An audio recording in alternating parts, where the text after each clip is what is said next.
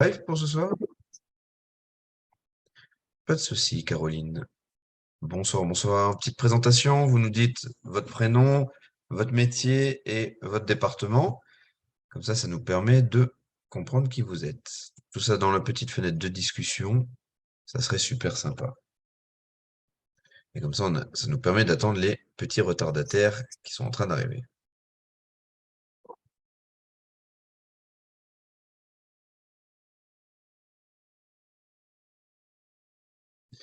Alors, Daniel, coach de vie sur Paris.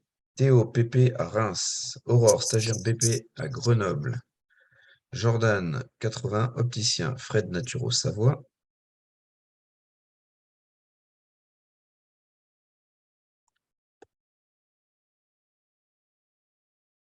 On a déjà c'est un melting pot de plein de choses. Il y a de tout. Caroline, prof de PS à Lille, m'informe et me forme depuis 10 ans. Élève HP 10 TDH reconversion. Super. Philippe, Grenoble, en formation naturo. Maëlys, termine mon diplôme de PP au CEP de Dijon, chez Cometti. Marie qui est en Isère. Pierre, 74. Bon Chablais. Oh, Romain. Bon Oh, Chablais. arrête. C'est ta maison. Massothérapeute, APA, animateur périscolaire. Où Karine, ça, bon Marseille, Chablais? Qui est à bon pratique le Chablais? mouvement.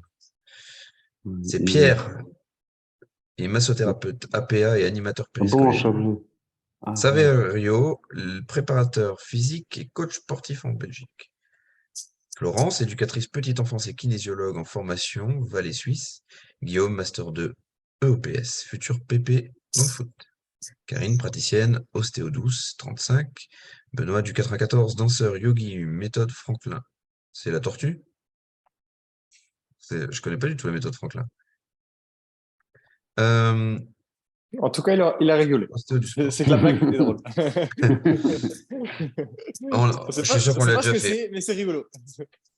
Aaron, coach de CrossFit à Dijon, 25 ans. Victor, PPO FCL, tennis à Caluire et Cuire à côté de Lyon. Yes. Ok, ben il y a du beau monde. Pourquoi vous êtes là ce soir? Qu'est-ce qui vous attire? Il y a Philippe EPS en Normandie. Franklin, c'est de la visualisation pour le mouvement. Génial.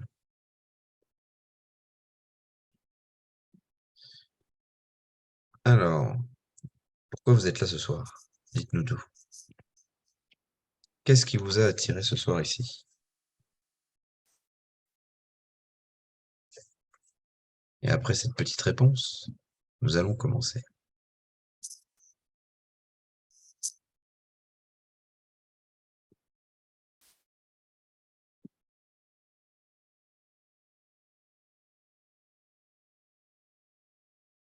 Curiosité, démarche, posturologie. Le cours d'intro il y a quelques semaines. Moi, j'ai déjà fait une formation de posturo et je souhaite aller plus loin. Ok? Tu as fait une formation de posturo où du coup, Jordan? Suite à la conf de la semaine passée, ma curiosité est attisée pour Philippe. Super. Avoir une approche incarnée du coaching de vie. Ok, super. Donc, il y a quand même pas mal de curieux et on va essayer de vous aider au mieux. Je vais lancer le PowerPoint de présentation et puis ça va être parti. Hop. Alors, attendez, parce que il y a plein de fenêtres qui s'ouvrent devant moi. Et vous savez, quand on est sur Zoom, et des fois, c'est pas évident parce que le volet de Zoom se met pile poil là où il y a le ton diaporama. Mais là, ça va. C'est pas drôle, ça. Ça le fait pas. Ouais, c'était pas plus dur. Ok, il y a encore des gens qui arrivent, donc je le rouvre.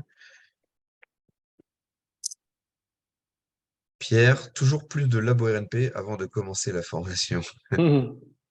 Top. Tac.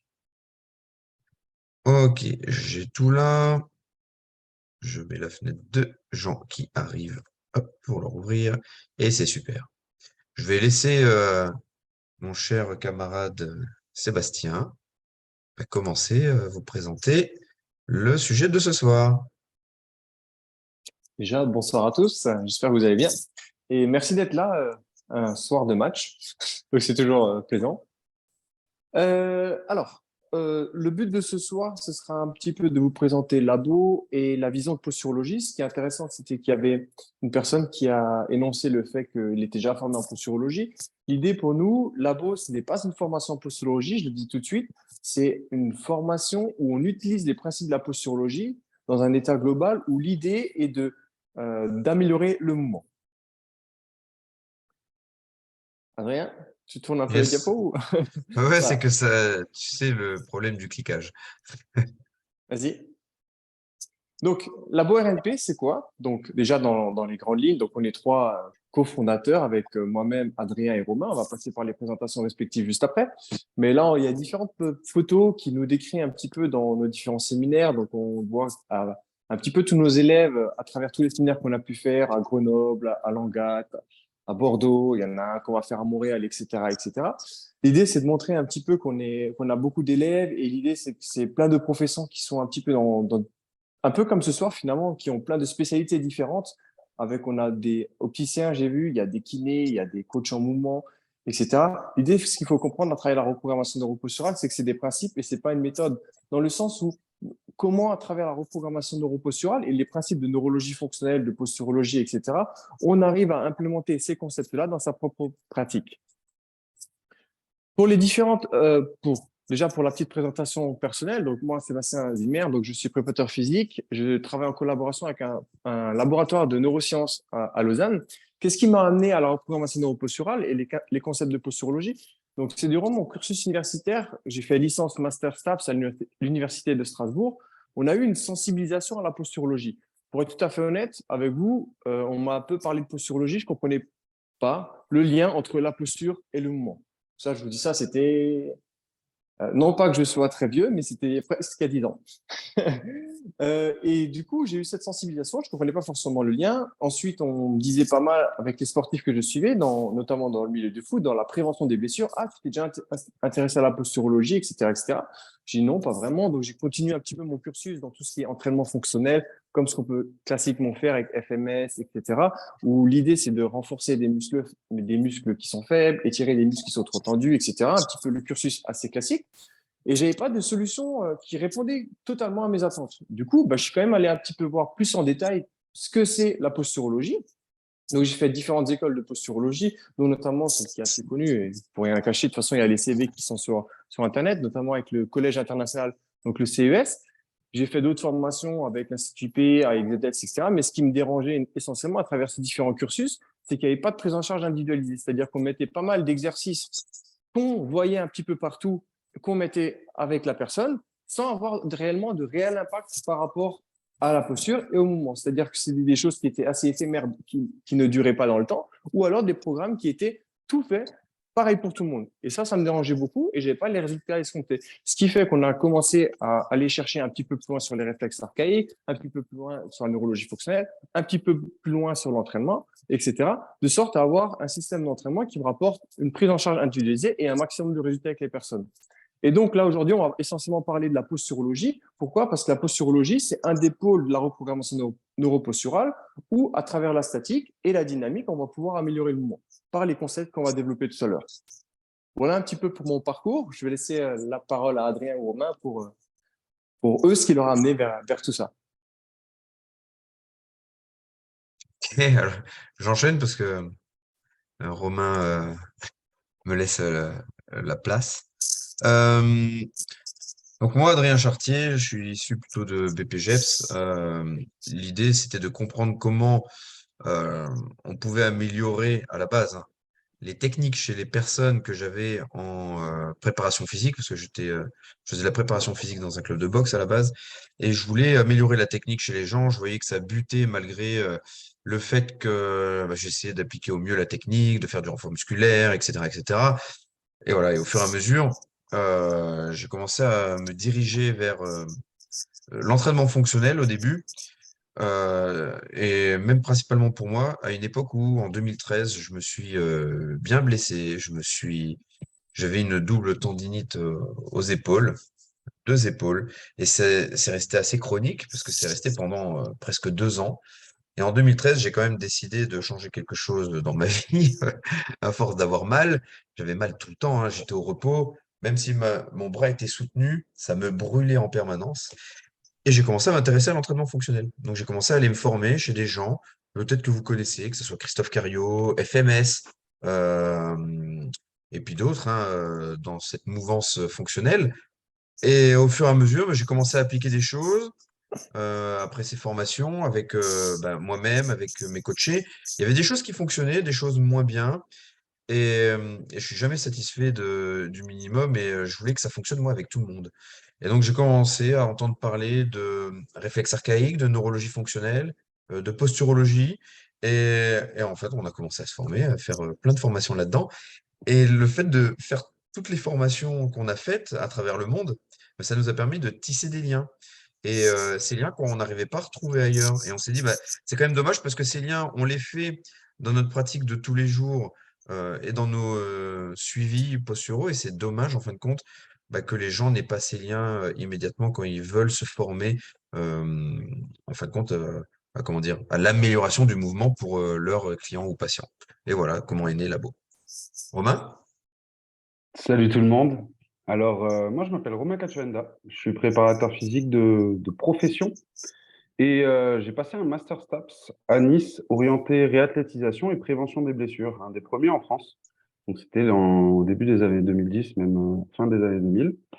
Et j'ai été initié et formé à la posturologie à ce moment-là par Maurizio Conzoli, qui est un Italien en fait, ostéopathe, prépa physique, kiné, qui avait une grosse appétence pour la posturologie.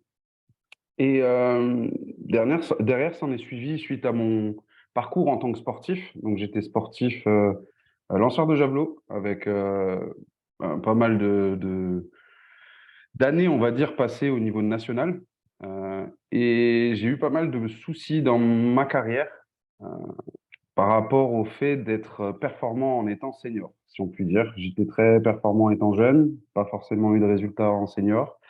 Et j'ai commencé à suivre des sportifs de haut niveau avec une problématique de fond qui est le transfert du physique vers le technique, vers le tactique, et en fait le transfert des qualités physiques, et ce qu'on peut appeler aussi l'individualisation de l'entraînement. Ça m'a amené à me poser énormément de questions sur la valence technique et comment on fait bouger une technique, qu'est-ce que c'est l'apprentissage moteur. C'est pour ça que je me suis formé en particulier chez ZELS avec le docteur Eric Cobb. Et de fil en aiguille, sont arrivés les réflexes archaïques, etc.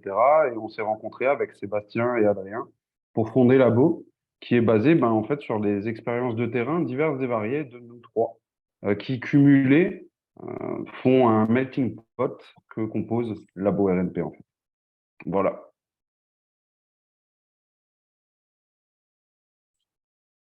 Top. Seb, tu es toujours avec nous? T'as pas de son, Seb, on t'entend pas, hein. Pardon, Adrien m'a coupé parce que j'avais ma veste qui coupait, qui touchait le micro. Du coup, a priori, ça faisait des petits gris. Du coup, j'ai enlevé ma veste. Bref, ceci étant expliqué. Donc là, c'est un petit peu condensé. Donc maintenant, vous savez un petit peu nos différents parcours. On a parlé de réflexes archaïques, de ZS, etc., de posturologie, d'entraînement, de neurologie fonctionnelle. Ce schéma, tout simplement pour vous parler de ce que c'est exactement la reprogrammation neuroposturale, sur le simple fait qu'en fait, c'est pas juste de la neurologie fonctionnelle. En neurologie fonctionnelle, pardon, qu'est-ce qu'on entend? C'est tout ce qui est le système vestibulaire, la somesthésie, l'entraînement de la vision, etc. Il y a les réflexes archaïques, pour ceux qui connaissent. Donc, c'est tout ce qui est le lien avec le développement ontogénétique, les patrons de mouvement et les patrons de motricité. Il y a effectivement la posturologie. Il y a également l'entraînement. Mais RNP, c'est pas juste la neurologie fonctionnelle, des réflexes archaïques, de la posturologie, de l'entraînement. C'est surtout du lien entre tout ça. Et vous allez le voir aujourd'hui. On a choisi aujourd'hui d'utiliser un de ces versants-là, qui est le versant posturologie, pour une raison bien précise. Et l'idée, c'est de vous exposer un petit peu comment la posturologie s'intègre dans le système RNP à travers la neurologie fonctionnelle, les réflexes archaïques et l'entraînement. Et c'est un petit peu le but de ce webinaire. Donc, notre objectif à travers cette à peu près heure de formation, en théorie, l'idée, c'est que vous soyez capable à la fin de comprendre les principes de la posturologie pour améliorer le mouvement en mitigeant le risque de blessure. On dit bien mitigeant parce qu'on n'a peut-être pas forcément la prévention de dire qu'on va prévenir les blessures parce que quand on est un sportif en suivi ou n'importe quoi, L'idée n'est pas c'est peut-être présomptueux de dire qu'on va prévenir les blessures parce qu'il y a tellement de facteurs qui peuvent entrer en jeu. L'idée, c'est à travers ces principes de posturologie, on va essayer de mitiger le risque de blessure en améliorant la posture pour améliorer le mouvement. Donc, pour ceux qui nous suivent, vous savez on aime bien beaucoup donner. Donc, pourquoi rester à la fin? Pour la simple et bonne raison qu'il y a le futur Captain America qui sera révélé. Non, c'est une blague. Non, pour la simple et bonne raison qu'au même titre qu'on ne s'attendait pas forcément, mais il reçoit le petit bouclier, c'est le petit cadeau de la fin du film. Mais il y aura un petit cadeau qui vous attend à la fin de cette formation. Entrons dans le vif du sujet. Qui a déjà rencontré un défaut postural chez ses clients? Donc là, vous pouvez peut-être mettre dans les commentaires, moi, pas moi, je ne vois pas ce que c'est, etc., etc. On attend vos petites réponses.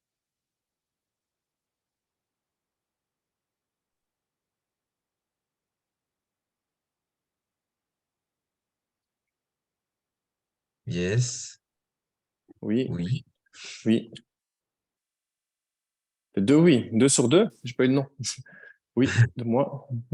Je découvre. Ok, intéressant. C'est Bon, correct, alors Benoît. ça, Pour de vrai, c'est souvent sur nous-mêmes qu'on aperçoit des problématiques et qui nous poussent à creuser en fin de compte dans des directions. ma seconde question, c'est qui a déjà rencontré un défaut postural chez ses clients ou sur soi-même, c'est comment est-ce que vous avez détecté un défaut postural? Comment est-ce que vous savez que vous avez un défaut de posture? J'ai eu un oui unanime. J'espère que chacun va essayer de répondre pourquoi est-ce qu'il a déjà vu ça chez ses clients ou sur soi-même.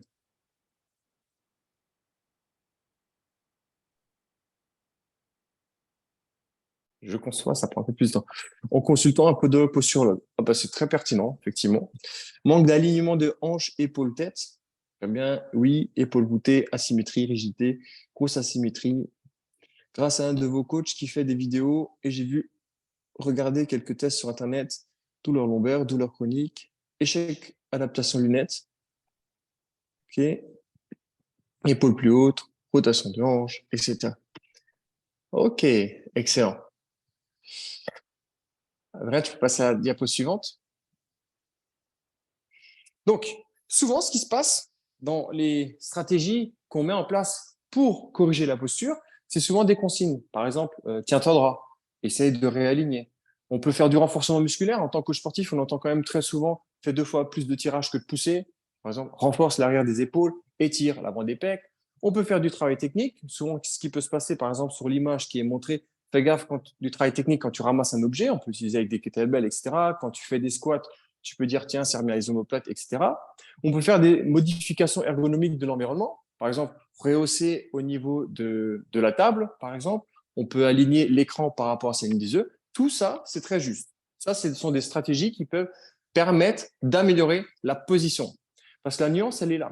Là, ce sont que des stratégies au niveau de la position. Vous avez tous dit, j'ai observé un désalignement, on va dire, au niveau au niveau des épaules. J'ai une épaule plus basse. J'ai également, Adrien, tu peux tourner, s'il te plaît?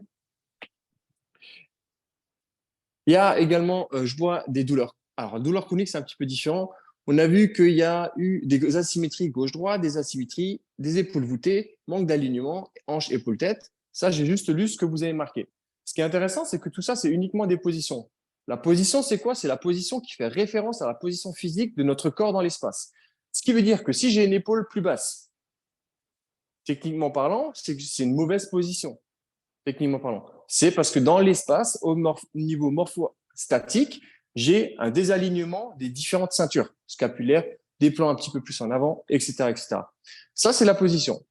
En revanche, là où il y a une très grosse différence, et c'est ce qui va faire le lien avec la posturologie au sens comme on l'entend, c'est que la posture, c'est autre chose. Est-ce que vous avez une idée de la différence entre posture et position? Je sais qu'il y a une personne qui a dit qu'il avait regardé la boîte intro. Normalement, il devrait connaître la différence.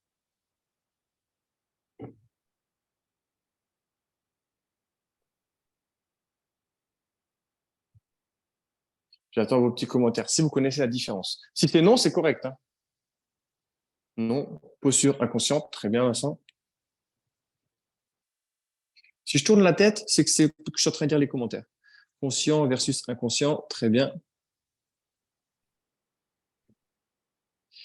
L'une s'intègre dans le moment, volontaire, volontaire, conscient, conscient. Posture est involontaire commandée par le système nerveux. OK, globalement, c'est très bien. Du coup, la posture, ça revient à la définir de manière très simple. C'est la posture fait référence à la position du corps dans l'espace, ce qui veut dire tout ce que vous avez dit était juste, mais c'est en relation avec la gravité. Donc là, j'ai mis la petite pomme de Newton et le tonus musculaire engagé afin de garder une posture verticale stable. Et du coup, ça fait très en lien par rapport à tout ce que vous avez dit à la notion d'inconscient et de involontaire. C'est-à-dire que la gravité, on n'en a pas forcément conscience et Dieu sait qu'elle existe, qu'elle travaille quand même un petit peu tout le temps, pour dire tout le temps. Et du coup, ça, c'est inconscient. Et pour pas forcément rentrer trop dans le détail, ce qu'il faut comprendre, c'est que la posture est involontaire, elle est inconsciente et qu'elle prend pas les mêmes muscles postural versus mouvement. Parce que ça prend des fibres qui sont un petit peu différentes et donc des voies qui sont différentes. Ce qu'il faut retenir ici, c'est qu'il y a la référence des positions de corps dans l'espace avec la gravité et le tonus musculaire. Et du coup, lorsqu'on voit cette définition de la posture, la question qu'on peut se poser, c'est qu'est-ce qui engage le tonus musculaire?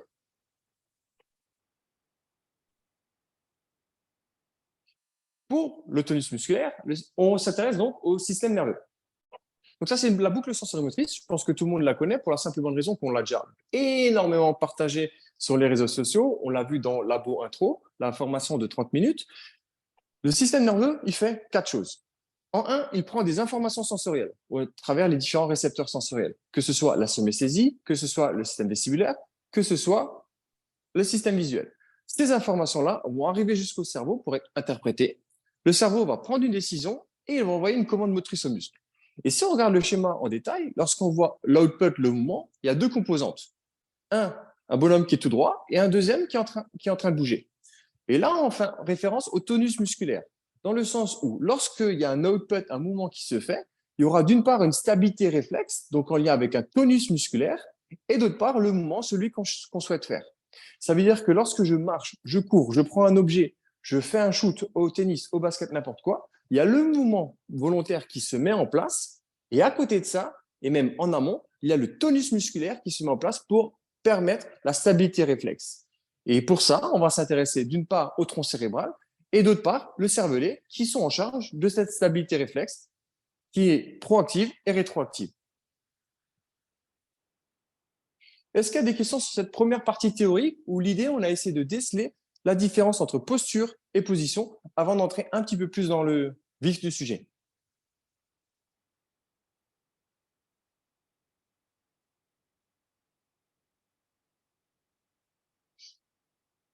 Le lien entre la boucle et la posture. Le lien entre la boucle et la posture, c'est tout simple. C'est qu'il y a la boucle sensorimotrice, c'est comment fonctionne le système nerveux. Il y a des prises d'informations, le cerveau, qui renvoie au muscle. Et en fait, pour pouvoir bouger, il faut qu'il y ait une stabilité réflexe qui est en lien avec la posture et il y a le mouvement qui est en lien avec la posture. Et donc, l'étape finale, la posture, c'est l'étape finale, l'étape 4. C'est l'output, qui est en deux composantes, du coup, la composante motrice, celle qui permet le mouvement, et celle qui permet la stabilité réflexe. Et la posture est juste le lien entre la stabilité réflexe. Est-ce que ça répond?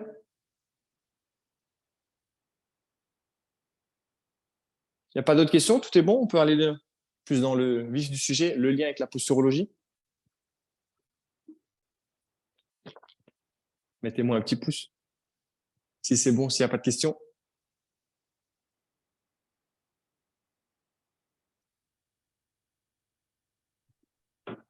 Ok, go. La posturologie. Alors, il y a une personne qui a dit qu'il était formé en posturologie. Est-ce que, juste avant d'entrer dans le vif du sujet, pour vraiment comprendre, il y a une personne qui a dit qu'il était formé en posturologie, qui n'a pas forcément dit quelle école. Est-ce qu'il y a d'autres personnes qui ont été sensibilisées à la posturologie au sens clinique du terme?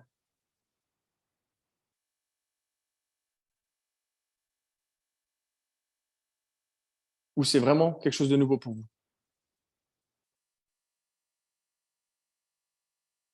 Oui, par l'information. Villeneuve, intéressant. Nouveau. OK.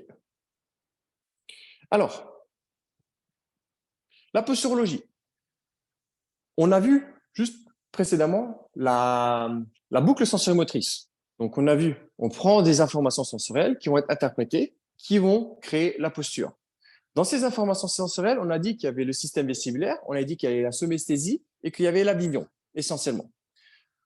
Dans les capteurs de la posture, pour être plus spécifique par rapport à la posture en elle-même, il y aura le pied qui fait partie de la somesthésie, il y a l'œil qui fait partie de la vision, la mâchoire qui fait partie de la somesthésie, le système vestibulaire qui est l'autre récepteur sensoriel, l'aspect psycho-émotionnel qui va également entrer en jeu et d'autres potentiels obstacles.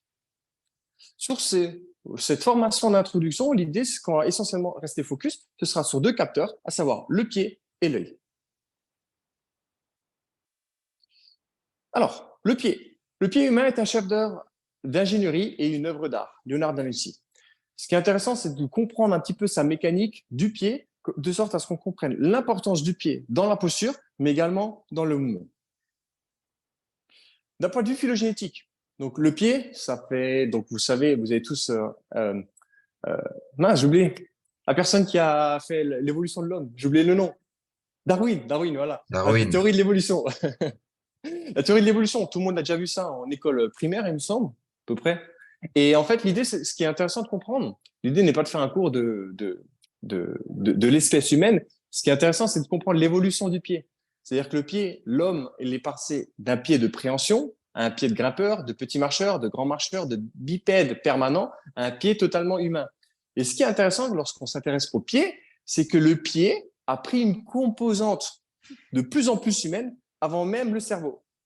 Je ne veux pas dire que ceux qui ont des pieds pas développés ou des pieds plats qui sont moins intelligents, c'est pas ce que je suis en train de dire. Ce que je suis juste en train de dire, c'est que le pied s'est formé dans ses différentes composantes et de son différents rôles avant le développement, la cavité, on va dire, céphalique de la cavité du cerveau. Adrien ? Le pied, donc, il y a eu un développement phylogénétique, il y a également un développement ontogénétique. Donc, le pied humain est un acquis de développement. C'est-à-dire que j'ai fait l'analogie par rapport au pied plat juste avant. Ce qui est intéressant, encore une fois, c'est de voir que le pied plat, à la naissance, il est normal. Et c'est de par l'exploration des différentes stratégies motrices et par l'inhibition et l'intégration des différents réflexes archaïques qu'on va développer tout à l'heure, que le pied humain, il remplit toute sa structure, mais également toutes ses fonctions. Et donc, c'est important de comprendre que si aujourd'hui, en tant qu'adulte, on a des pieds disharmoniques, des pieds pas fonctionnels, etc., c'est que peut-être il y a eu des stratégies motrices qui ont été un petit peu squeezées, qu'on est rapidement passé à différentes étapes et que la motricité et la posture n'a pas pu se faire dans le plan ontogénique et dans le développement. Au niveau des chiffres, le pied, c'est 26 os, 33 articulations, 20 muscles intrinsèques. À côté de ça, il faut également rajouter les muscles extrinsèques. Il y a 112 ligaments, 7200 terminaisons nerveuses. Il y a 25% des muscles et des os de la totalité du corps qui est situé sous la cheville. À savoir qu'il y a 1% du corps qui vont soutenir 99% autres. Tout ça pour dire que c'est une véritable autoroute sensorielle. Lorsqu'on parle de somesthésie, vous comprenez bien qu'avec toutes les composantes au niveau de la somesthésie ou la proprioception qui est exposée ici, vous comprenez bien l'importance du pied dans la posture et dans le mouvement. Ce qui compte dans le vase, c'est le vide au milieu, pour citer Sartre. Donc le pied, on va quand même définir à quoi il sert. C'est un ressort naturel qui a pour fonction principale d'amortir, d'emmagasiner de l'énergie élastique et de propulser.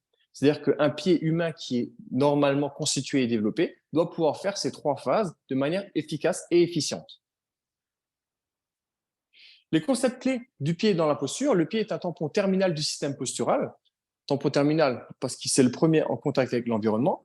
C'est un acquis de développement en lien avec les différents réflexes archaïques. Ce qui est intéressant, c'est qu'on parle notamment de 3 réflexes archaïques où il y a le réflexe plantaire, réflexe de Babinski et le réflexe de protection des tendeux. Et ce qui est intéressant avec ces 3 réflexes-là, c'est que chacun va mettre en place des stratégies au niveau postural et au niveau du mouvement dans 3 plans d'espace. Il y en a un qui sera plus pour le plan sagittal, un plus pour le plan transverse et un plus pour le plan frontal.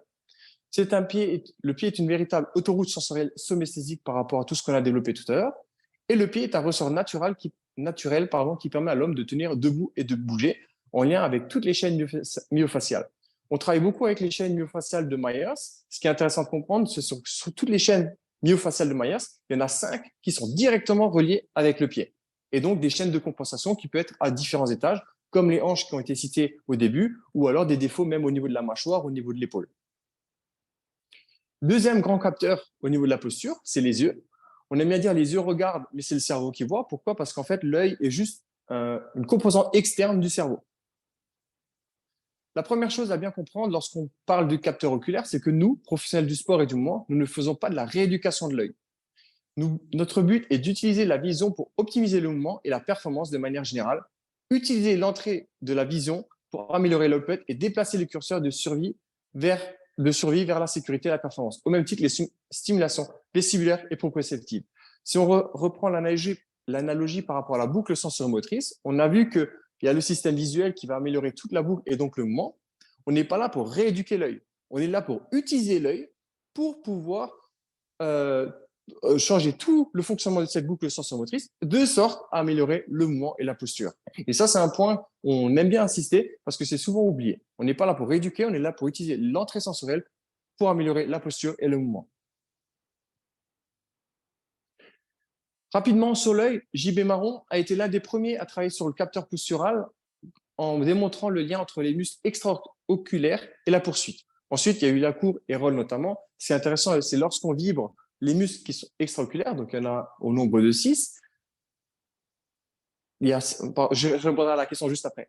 Il y a 6 muscles extraoculaires. Dès qu'il y a une stimulation d'un de ces muscles extraoculaires, il y aura une sensation de rotation, ce qui entraîne des débalancements au niveau des bascules au niveau scapulaire.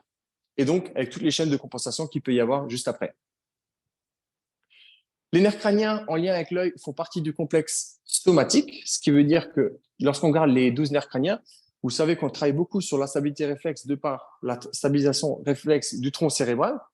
Il y a 4 nerfs sur les 12 paires qui sont en lien avec l'œil. Et ces nerfs-là font partie du complexe somatique, ce qui veut dire qu'ils vont permettre d'améliorer le mouvement.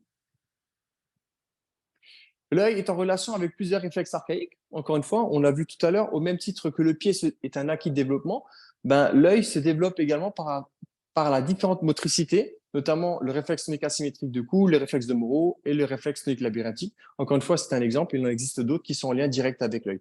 Mais ce qu'on veut mettre vraiment en avant par rapport à ça, c'est que c'est l'enfant, lorsqu'il développe sa motricité, il développe non seulement son pied d'un point de vue structurel, mais il développe également la composante oculaire et au niveau des différentes chaînes myofaciales. Concept clé de l'œil dans la posture. Donc, l'œil est un capteur de la posture au même titre que le pied et les différents capteurs qu'on a développés tout à l'heure. L'œil est en lien avec le reste du corps par le biais des réflexes archaïques. L'œil est en lien avec le reste du corps par le biais des chaînes myofaciales. Et l'œil perçoit 70 à 80% des informations sensorielles, ce qui en fait l'un des capteurs majeurs finalement. Est-ce que vous avez des questions sur cette partie théorique qui se voulait surtout informative pour expliquer un petit peu la posture, de sorte à ce qu'on va pouvoir utiliser la pratique et vous allez bien comprendre la pratique qu'on va mettre juste après. Du coup, il y avait déjà une question pendant que je parlais. Du coup, c'est un défaut de vue, faut-il le corriger avant de travailler l'RNP? En fait, ça va se faire de concert, dans le sens où si tu as un problème de vue, de toute façon, tu vas vouloir le corriger. Donc, en fait, ça va juste se greffer dans le système. Et effectivement, si tu as un défaut de vue, ça va avoir une information sensorielle au niveau visuel qui va être un petit peu biaisée. Ou alors, si on parle de pourcentage, par exemple, si on est à 100% au niveau de l'œil, peut-être tu seras un petit peu à 80 ou 70%. Et l'idée, tu devras quand même chercher à optimiser tout le reste. En fait, ça se fait juste en même temps. Il n'y a pas ce que je dois faire, je dois pas le faire. De manière générale, on cherche à optimiser tout le fonctionnement de la boucle sensorimotrice de sorte à tirer tout vers le haut. Y a-t-il un intérêt à travailler sa proprioception de yeux fermés? Ça peut, mais il y a déjà tellement de choses à faire avec les yeux ouverts.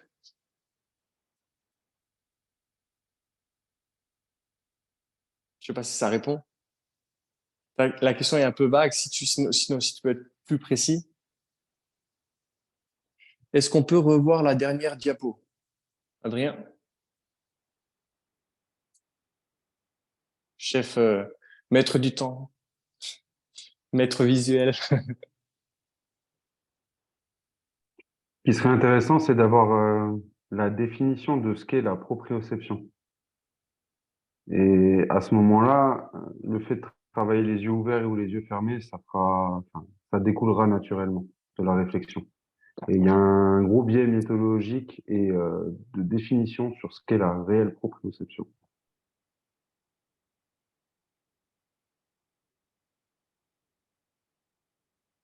Voilà la dernière diapo pour la personne qui a demandé. Est-ce que vous avez d'autres questions ou on entame à la pratique?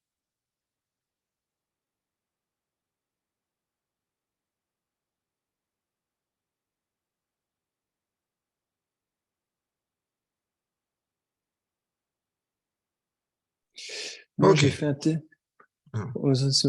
Alors, moi, j'ai fait un test chez le podologue pour mes anciennes semelles proprioceptives. Test yeux fermés en levant les genoux. OK? Ouais, c'est le test de Fukuda, sûrement. Ah, le test de, alors, test de Tu Fukuda. marchais sur place Ouais, en levant les genoux et oui. les yeux fermés. Test de C'est ça? Fukuda. Ouais, Exact, exact, sur sur place. place. Alors, Juste l'AIUS ça sur fait ça. plusieurs choses.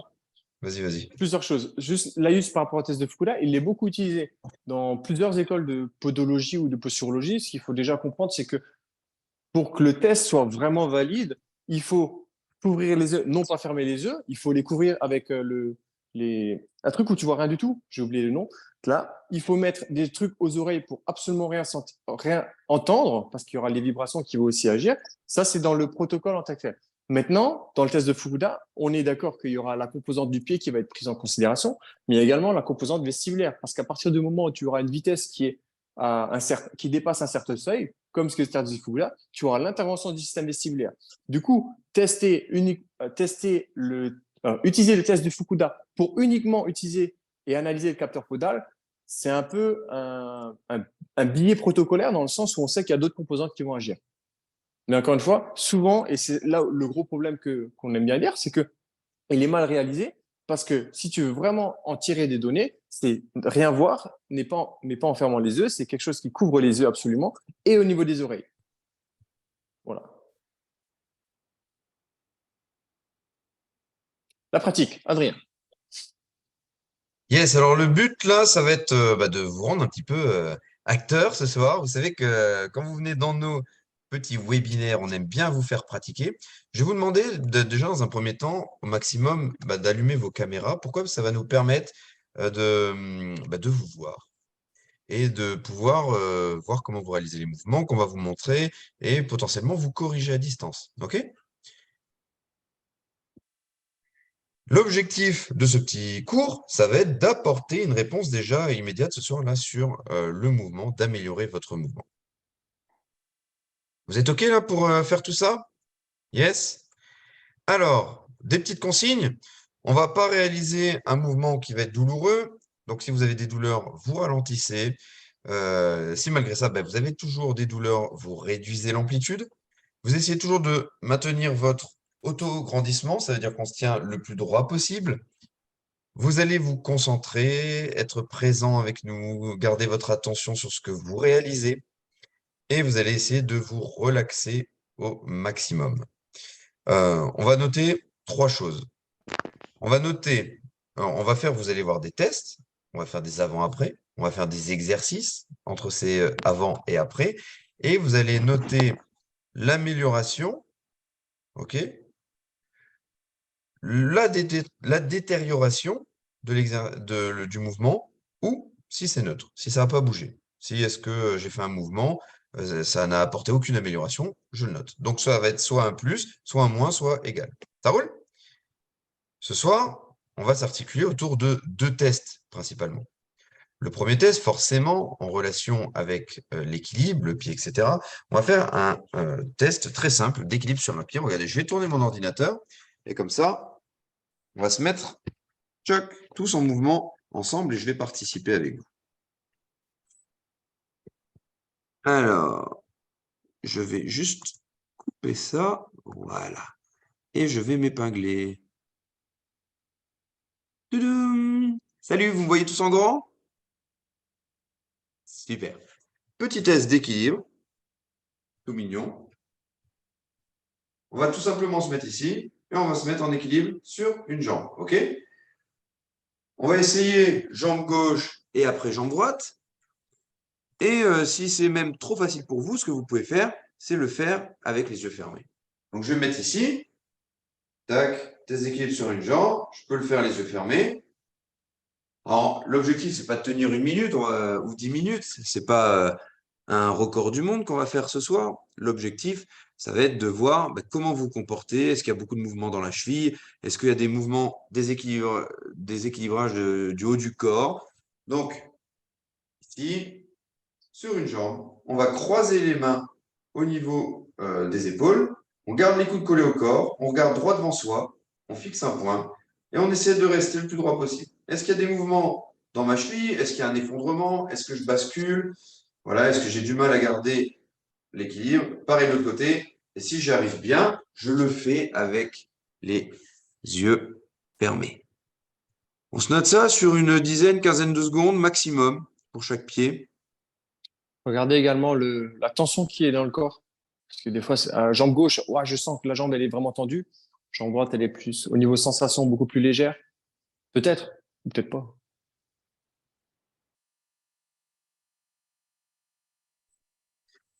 Et deuxième test qu'on va pratiquer ensemble ce soir, le deuxième test, ça va être un test de flexion.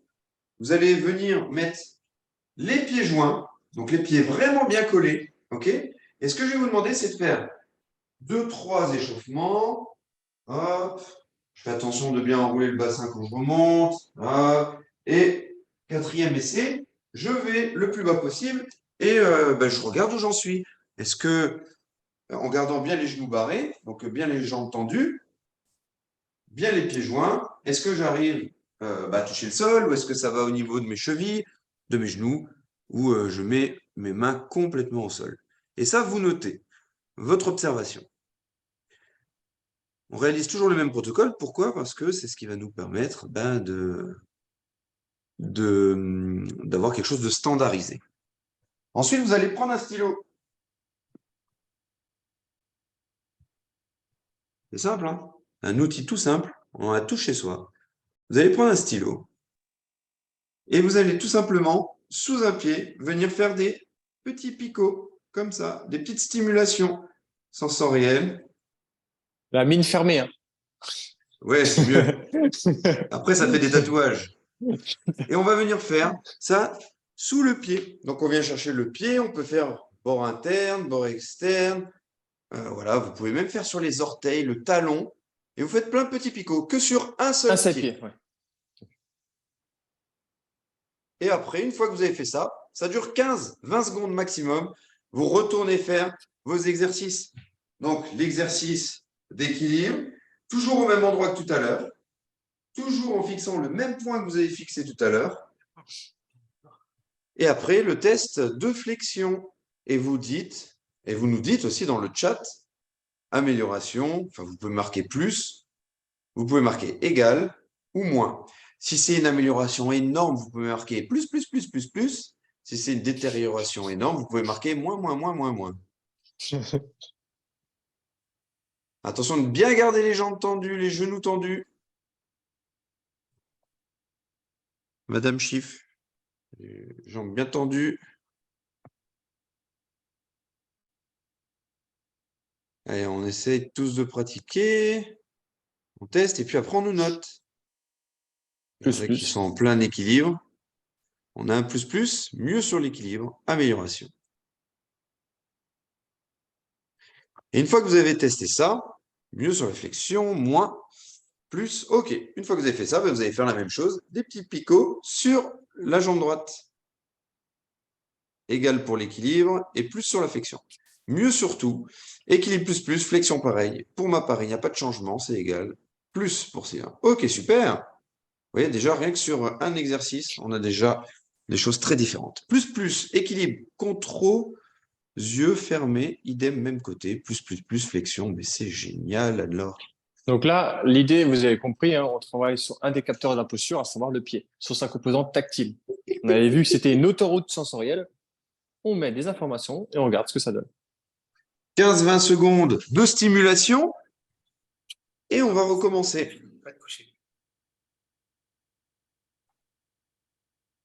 15-20 secondes et on recommence.